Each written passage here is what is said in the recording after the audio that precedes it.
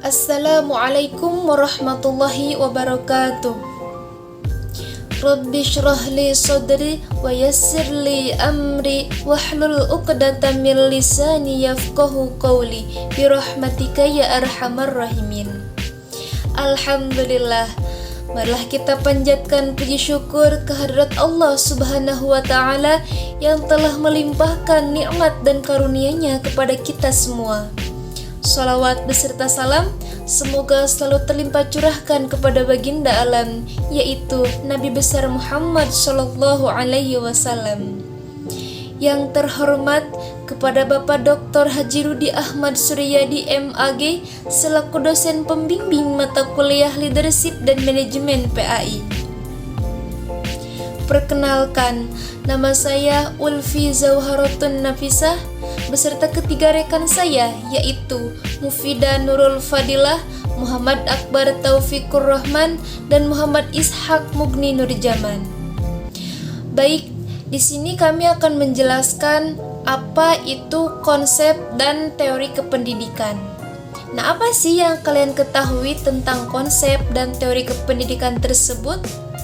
Di sini ada beberapa konsep yang mendefinisikan kepemimpinan yang telah dikemukakan oleh para ahli manajemen secara representatif.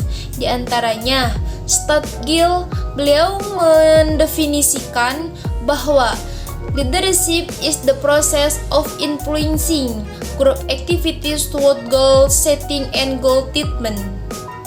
Nah, kepemimpinan adalah suatu proses yang mempengaruhi aktivitas kelompok dalam rangka perumusan dan pencapaian tujuan. Yang selanjutnya yaitu 1. Leadership as the art introducing compliance. Kepemimpinan sebagai suatu seni. Untuk menciptakan kesesuaian pahaman ini berarti bahwa setiap pemimpin memulai kerja sama yang sebaik-baiknya harus mampu membuat para bawahan mencapai hasil yang telah ditetapkan. Yang kedua yaitu leadership as a form of persuasion. Kepemimpinan sebagai suatu bentuk persuasi dan inspirasi, yaitu suatu kemampuan mempengaruhi orang lain yang dilakukan bukan melalui paksaan, melainkan melalui himbauan dan persuasi. Yang ketiga yaitu leadership as personality and effect, yaitu kepemimpinan adalah suatu kepribadian yang memiliki pengaruh. Kepribadian dapat diartikan sebagai sifat-sifat dan watak yang dimiliki oleh pemimpin, sehingga memiliki pengaruh terhadap bawahan. Yang keempat yaitu leadership as act and behavior, yaitu kepemimpinan adalah tindakan dan perilaku kepemimpinan. Kepemimpinan dalam hal ini digambarkan sebagai serangkaian perilaku seseorang yang mengarahkan kegiatan-kegiatan bersama. Yang kelima yaitu leadership as focus of group process, yaitu kepemimpinan merupakan titik sentral proses kegiatan kelompok, sebab dalam kehidupan organisasi dari kepemimpinan diharapkan lahir berbagai gagasan baru yang memberikan dorongan lainnya perubahan.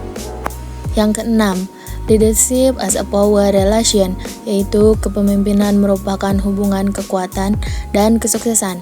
Dalam hal ini, hubungan tersebut mencerminkan seseorang atau sekelompok orang karena akibat adanya kewibawaan atau kekuasaan.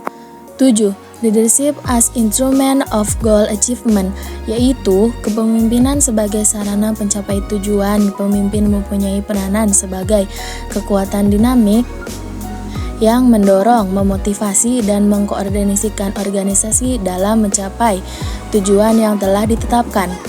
8. Leadership as effect of interaction, yaitu kepemimpinan merupakan hasil dari interaksi, di mana kepemimpinan sebagai suatu proses sosial merupakan hubungan antar pribadi, di mana pihak lain mengadakan penyesuaian. 9. Leadership as different role, yaitu kepemimpinan adalah peran yang dibedakan, di mana jika seseorang dipandang oleh anggota-anggota lain sebagai sumber yang dapat memberikan kontribusi yang tidak dapat diabaikan, maka ia akan diangkat dan diakui sebagai pemimpin. Yang terakhir, 10. Leadership as the intention of structure, yaitu kepemimpinan adalah sebagai inisiasi struktur, di mana kepemimpinan jangan dipandang sebagai jabatan pasif, melainkan harus berperan sebagai suatu jabatan yang terlibat dalam suatu tindakan memenuhi pembentukan struktur dan interaksi. Saya di sini akan membahas tentang materi yang ketiga, yaitu tentang teori-teori kepemimpinan. Teori-teori kepemimpinan. Yang pertama, perspektif sejarah mengenai kepemimpinan. Poinnya yaitu A, pendekatan sifat. Menurut para ahli, salah satunya yaitu George Terry, kekuatan kestabilan emosi. Menurut George Terry, kepemimpinan itu adalah kekuatan kestabilan emosi, kemampuan hubungan manusia dengan pribadi, keterampilan berkomunikasi, kecakapan mengajar, kecakapan bergaul, dan kemampuan teknis. Poin B-nya yaitu pendekatan perilaku.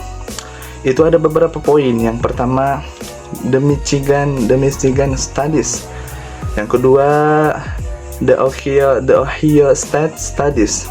Yang ketiga, The Managerial Grid. Yang keempat, teori kontingensi. Yang kelima, teori Fatih Goal. Dan yang terakhir yaitu model from Yatton. Substitusi kepemimpinan, yaitu teori kepemimpinan yang menekankan pada situasi tertentu bahwa kepada bawahan, baik dari tugas dan organisasi. Selanjutnya yaitu pandangan interaktif tentang kepemimpinan, yaitu upaya dalam meningkatkan kinerja pengikutnya secara lebih luas. Kemudian ada diadu vertikal, yaitu dinamika hubungan yang dibentuk pemimpin dengan masing-masing bawahan atau anggota kelompoknya. Selanjutnya ada tentang teori kepemimpinan karismatik, yaitu teori ini bergantung pada daya tarik seorang pemimpin, daya tarik yang dimiliki oleh seorang pemimpin. Yang terakhir ada teori atribusi, yaitu pembentukan individu atau opini yang dilaksanakan oleh bawahan. Kesimpulan, konsep dan teori kepemimpinan merupakan upaya untuk memahami bagaimana orang dalam memimpin dan mempengaruhi orang lain. Ringkasnya, kepemimpinan itu kompleks dan dipengaruhi oleh banyak faktor seperti kepribadian, gaya kepemimpinan, situasi, dan hubungan antar pemimpin untuk mencapai kepemimpinan yang lebih baik. Terima kasih. Wassalamualaikum warahmatullahi wabarakatuh.